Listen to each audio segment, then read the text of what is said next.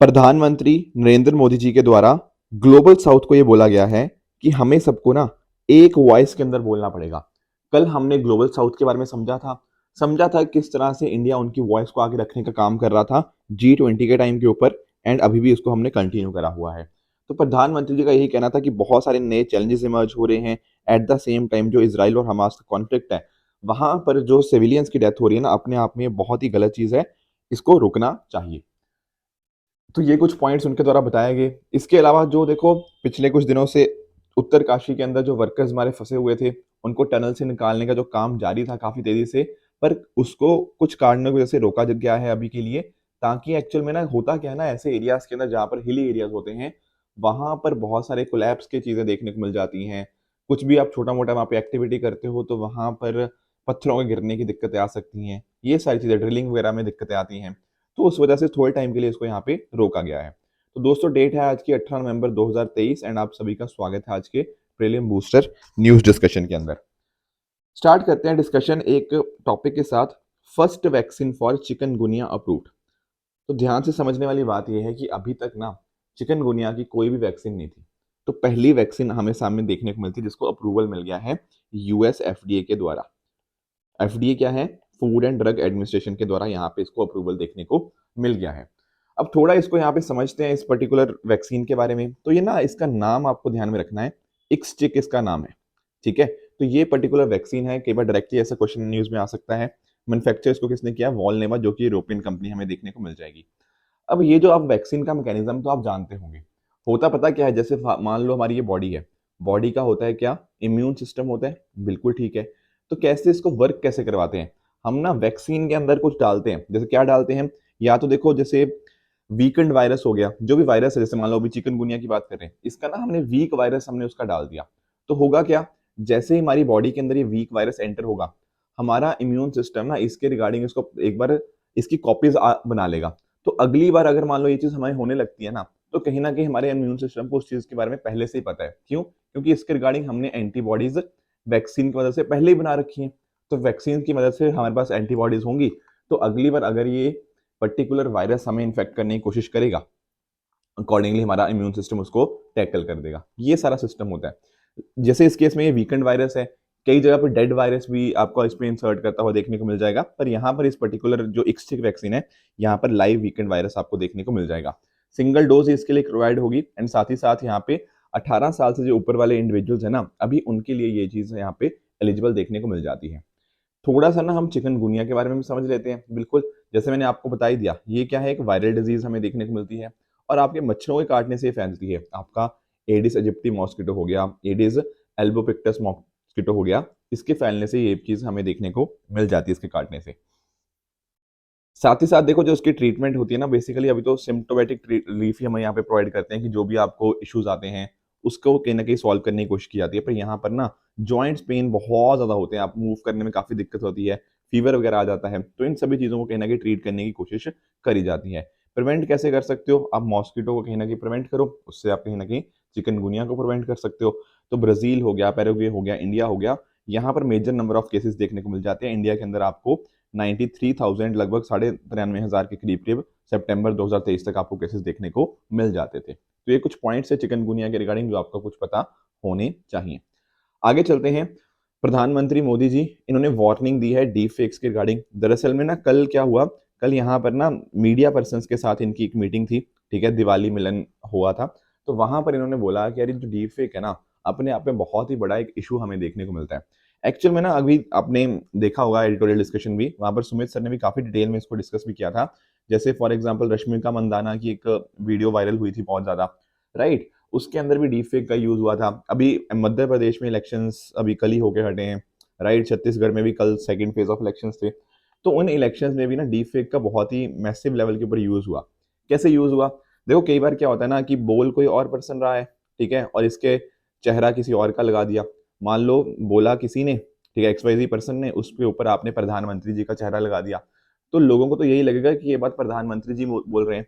हो सकता है कोई यहाँ पे बोल रहा हो कि यार हिंदू मुस्लिम के बीच में दंगे करा दो, ऐसा बात कोई ऐसे मतलब रिलीजियस एटमॉस्फेयर फैला रहा हो और उसके ऊपर किसी पॉलिटिकल लीडर का चेहरा लगा दिया, फिर लोग भड़क जाएंगे इस चीज के ऊपर, है कि नहीं? तो ये डीप फेक देखने को मिलता है। ध्यान रखने वाली बात यह है, डीप फेक सिर्फ वीडियोस ही नहीं होती, आपका ऑडियो वगैरह भी देखने को मिल जाती है, ठीक है ना, कि इस तरह की चीजें हमें देखने को मिलती हैं। जैसे मध्य प्रदेश इलेक्शंस के अंदर भी इसका ना काफी मिसयूज देखने को मिला है। तो कहीं ना कहीं उन्होंने बोला है कि इसके रिगार्डिंग हमें ना मीडिया पर्सनस की भी एक अच्छी खासी रिस्पॉन्सिबिलिटी बनती है, ताकि मीडिया भी इसके रिगार्डिंग काम कर पाए। ठीक है, इस तरह से ये मैकेनिज्म वर्क करता है कि ओरिजिनल फेस होता है उसको इनकोड कर दिया जाता है और एक नया रिकंस्ट्रक्टेड फेस हमें देखने को मिल जाएगा। पिछले दिनों के अंदर हमने डिटेल में डिस्कस किया हुआ है, जस्ट एक रिवीजन ही मैं यहाँ पे आपको करवा रहा था। नेक्स्ट टॉपिक की तरफ चलते हैं, that is RBI ups consumer loan risk wait. क्या इसका अर्थ है? देखो, जब भी आपको मैं समझाता हूँ, पहली बात तो ये बैंक के लिए भी एप्लीकेबल है और आपके एनबीएफसी के लिए भी। मैं समझाता हूँ। जैसे मान लो एक बैंक है, ठीक है, अब बैंक ने क्या दिया, बैंक ने किसी को लोन दिया, ठीक है। अब बैंक ना अलग अलग पर्सन को लोन दे सकता है, बिल्कुल ठीक बात है। जैसे मान लो एक लोन इसने दे दिया, एक किसान को लोन दे दिया, एक आईएएस ऑफिसर को लोन दे दिया, एक किसी पॉलिटिशियन को लोन दे दिया, ठीक है। एंड ऊपर से जो लोन होते हैं ना, इनकी अलग अलग टाइप्स भी होती हैं। अलग अलग टाइप्स मतलब, एक जैसे मान लो आपका हाउस लोन हो गया, राइट, एक आपका हो गया, एक गवर्नमेंट से, मतलब गवर्नमेंट सिक्योरिटी चलो छोड़ो, आपका जैसे कोई पर्सनल लोन हो गया, आपका कार लोन हो गया, ऐसे अलग अलग तरह के लोन हो सकते हैं, बिल्कुल ठीक बात है। अब देखो, हर किसी का ना जो रिस्क होता है वो अलग अलग होता है। क्या मतलब सर? अरे मतलब रिस्क ऑफ डिफॉल्ट, बैंक ने पैसे दिए हैं, इनको पैसे दिए हैं, इस तरह के लोन्स को पैसे दिए हैं, हर किसी का रिस्क अलग अलग है। जैसे मान लो हाउस लोन के लिए दिया है, तो हाउस लोन में ना सामने वाले का जो घर है, कहीं ना कहीं वो गिरवी है, तो यहाँ पर कहीं ना कहीं रिस्क कम है। अगर मान लो उसने पैसा नहीं भी रिटर्न करवाया, तो क्या होगा, बैंक उसका घर ले लेगा, तो उससे कहीं ना कहीं पैसे मिल जाएंगे बैंक को। पर्सनल लोन के अंदर तो ऐसा कुछ सिक्योर्ड वगैरह होता ही नहीं है, ठीक है ना, तो वहां पर रिस्क बहुत ज्यादा होता है। तो इस तरह से ना हमें रिस्क देखने को मिलता है हर पर्टिकुलर टाइप ऑफ लोन के हिसाब से। अभी क्या हुआ है ना, अभी आरबीआई ने ना जो रिस्क वेट्स थे उनको यहाँ पर बढ़ा दिया है। आपको ये नंबर्स वगैरह के अंदर बहुत ज्यादा डिटेल में नहीं जाना कि कितने परसेंटेज बढ़ा दिया, पर एक आइडिया होना चाहिए कि आखिर मैं बात कर क्या रहा हूँ यहाँ पे। तो होता क्या है ना, जैसे मान लो अब रिस्क है, अब यहाँ पे पर्सनल लोन के अंदर हो सकता है ज्यादा रिस्क है, हाउस लोन के अंदर कम रिस्क है। तो अगर किसी ने मान लो एक बैंक ने 1 लाख रुपया अलग से पर्सनल लोन दिया है किसी को, तो कुछ पैसा ना इस बैंक को अलग रखना पड़ेगा। अब आप लोग सोचोगे सर अलग क्यों रखना पड़ेगा? अरे इसमें रिस्क है ना, रिस्क होगा तो क्या होगा, कल को हो सकता है पैसा वापस ना आए। पैसा वापस ना आए तो अचानक से बैंक डूब ही ना जाना चाहिए, तो बैंक को कुछ पैसा अलग से रखना पड़ता है। तो रिस्क वेट उस हिसाब से देखे जाते हैं, ताकि कुछ ना कुछ चीजें हम यहाँ पे कर पाए।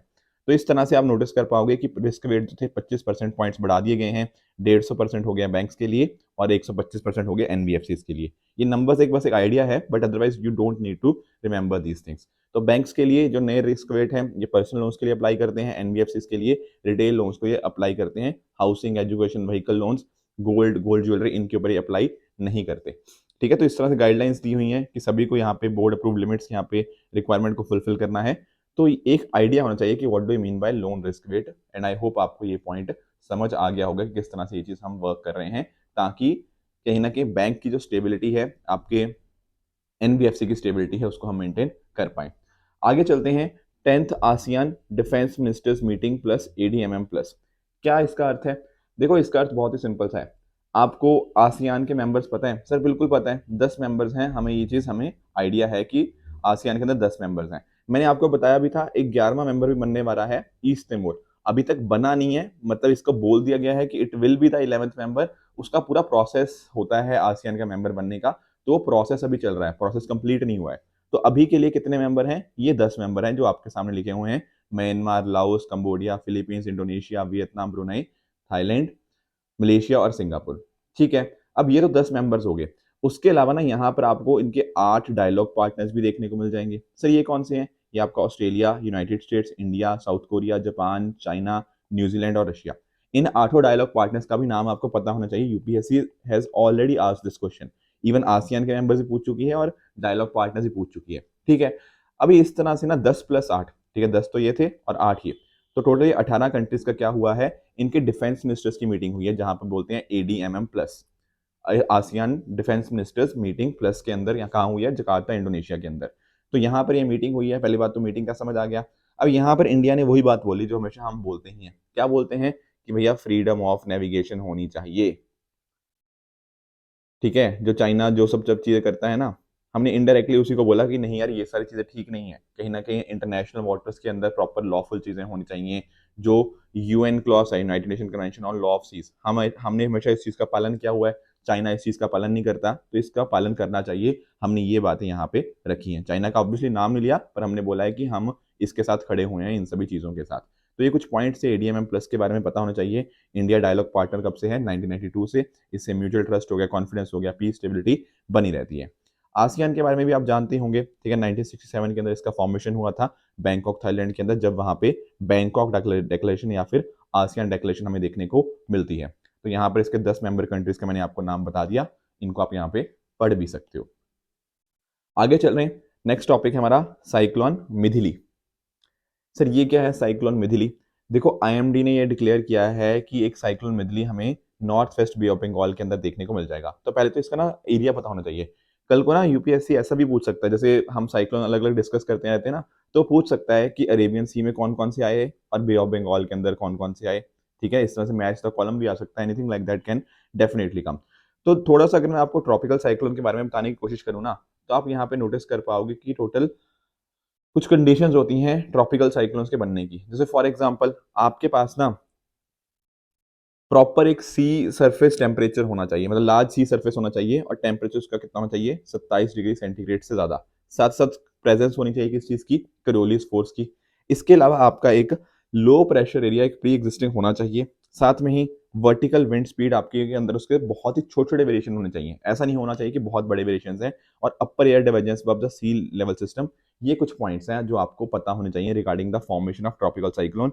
ये एज इट इज क्वेश्चन की क्या कंडीशन होती हैं यूपीएससी मेंस में आ चुका है, वहां पर डायरेक्टली ये 5 पॉइंट्स आपको लिखने थे कि किस तरह से इसका फॉर्मेशन होता है आपका ट्रॉपिकल साइक्लोन का।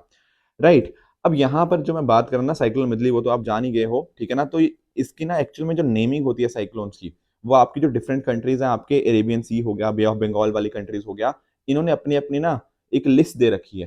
ठीक है, उन कंट्रीज ने, हर कंट्रीज ने कुछ नाम दे रखे हैं, और उस हिसाब से जिसका नेक्स्ट टर्न आती है उसके हिसाब से उसका नाम ले लिया जाता है। तो जो मिदली वाली टर्म जो नाम है ना, ये किसने दिया था? ये मालदीव्स ने दिया था। ये बात भी आपको पता होनी चाहिए। अब ट्रॉपिकल साइक्लोन के लिए कहीं ना कहीं पानी जो होता है, जो मैंने बताया ना, large sea surface with temperature higher than 27 degree centigrade, वो कहीं ना कहीं होना बहुत जरूरी है। स्टार्टिंग में इसका फॉर्मेशन इनिशियल स्टेज हमें देखने को मिल जाती है, जहां पर वार्म सी होता है। फिर इसका एक मैच्योर स्टेज भी देखने को मिल जाता है। पर कहीं ना कहीं जैसे ही ये पानी का जो सोर्स है ये कट हो जाता है, तो उसके बाद क्या हो जाता है? उसके बाद साइक्लोन वीकन होने लग जाता है, एंड अकॉर्डिंगली धीरे धीरे करके ये खत्म हो जाता है। ये साइक्लोन का प्रोसेस आप सभी जानते ही होंगे। ठीक है, तो ट्रॉपिकल साइक्लोन आपको देखने को मिल जाएंगे 30 डिग्री नॉर्थ और 30 डिग्री साउथ के बीच में। ठीक है, तो बाकी तो आप जानते ही होंगे कैसे ये फॉर्मेशन होती है। इंडिया में जो ट्रॉपिकल साइक्लोन्स होते हैं वो मेजरली आपको या तो प्री मानसून हो गया अप्रैल टू जून के टाइम के ऊपर, या पोस्ट मानसून आपका अक्टूबर टू दिसंबर में देखने को मिल जाएंगे। तो ये कुछ पॉइंट्स है साइक्लोन मिदली के रिगार्डिंग। कल मैंने ना एक जवाहरलाल नेहरू जी के रिगार्डिंग आपको एक होमवर्क दिया था। ठीक है, कुछ लोगों ने किया है, कुछ लोगों ने नहीं भी किया। ठीक है, कोई बात नहीं, समझ लो। ठीक है ना, वैसे देखो जवाहरलाल नेहरू जी को हम बहुत डिटेल में पढ़ते ही हैं, मॉडर्न हिस्ट्री के अंदर भी, पोस्ट इंडिपेंडेंस हिस्ट्री के अंदर भी, दोनों के अंदर ही। तो अभी प्रधानमंत्री जी ने बर्थ एनिवर्सरी पे इनकी बात करी थी। तो इनका जन्म आप जानते होंगे 14 नवंबर को हुआ है।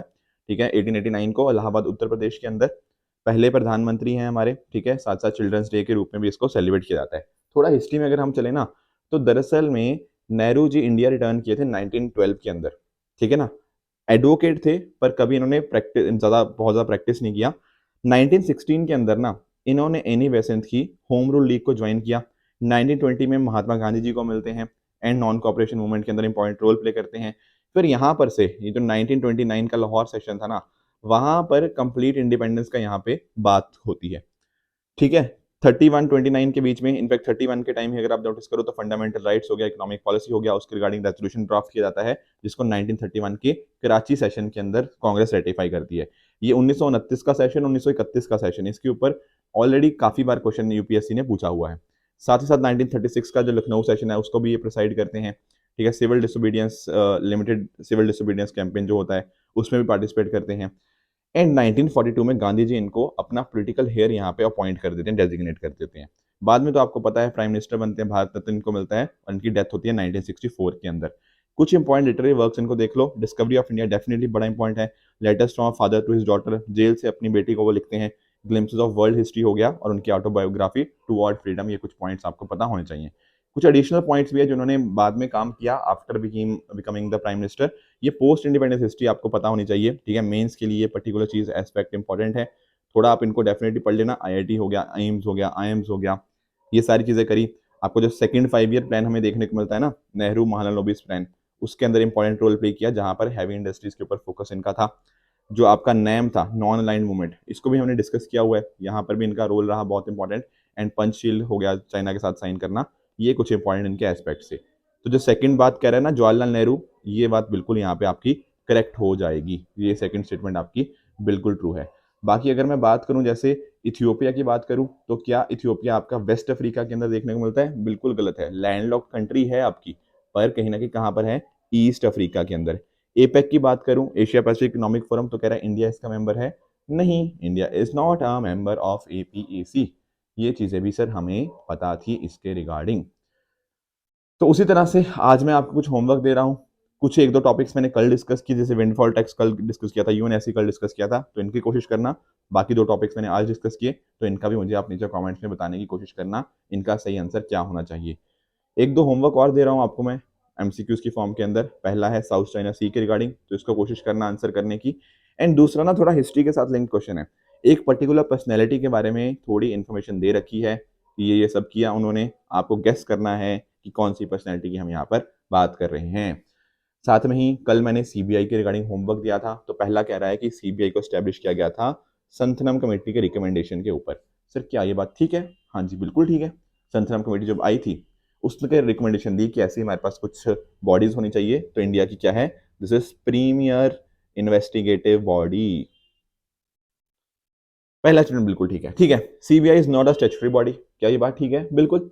CBI को ध्यान रखो, CBI की जो पावर डिराइव होती हैं वो इस एक्ट से हैं, Delhi special police establishment act, but it is not a statutory body. ये बात भी करेक्ट है। तीसरा कह रहा है it acts as a national central bureau of Interpol. Yes, this is also correct. Interpol का जो इंडिया की तरफ से कोऑर्डिनेशन है, that is done by CBI। और बाकी एस्पेक्ट्स मैंने आपको बता ही रखे हैं। कौन सी मिनिस्ट्री? बताओ बताओ जल्दी जल्दी। The answer is ministry of personnel, pension and public grievances, ये मिनिस्ट्री आती है। तो यहाँ पर तीनों की तीनों स्टेटमेंट करेक्ट होगी। यही सारे एक्सप्रेशन मैंने आपके लिए यहाँ पे लिख भी दी हैं, आप डेफिनेटली इसको भी पढ़ सकते हो। राष्ट्रीय विज्ञान पुरस्कार, ये भी मैंने ना थोड़े टाइम पहले डिस्कस किया था, आई थिंक 1 डेढ़ महीना हो गया है, बट ठीक है। एक्चुअल में हुआ क्या है ना, सरकार लेकर आई है राष्ट्रीय विज्ञान पुरस्कार। पहले अभी तक डिफरेंट डिफरेंट तरह के पुरस्कार होते थे, अब एक नया सिस्टम हम ले आए हैं, RVP यानी कि राष्ट्रीय विज्ञान पुरस्कार। यहाँ पर अलग अलग टाइप ऑफ पुरस्कार आपको देखने को मिल जाएंगे, विज्ञान श्री हो गया, और इस तरह से विज्ञान टीम, विज्ञान रत्न।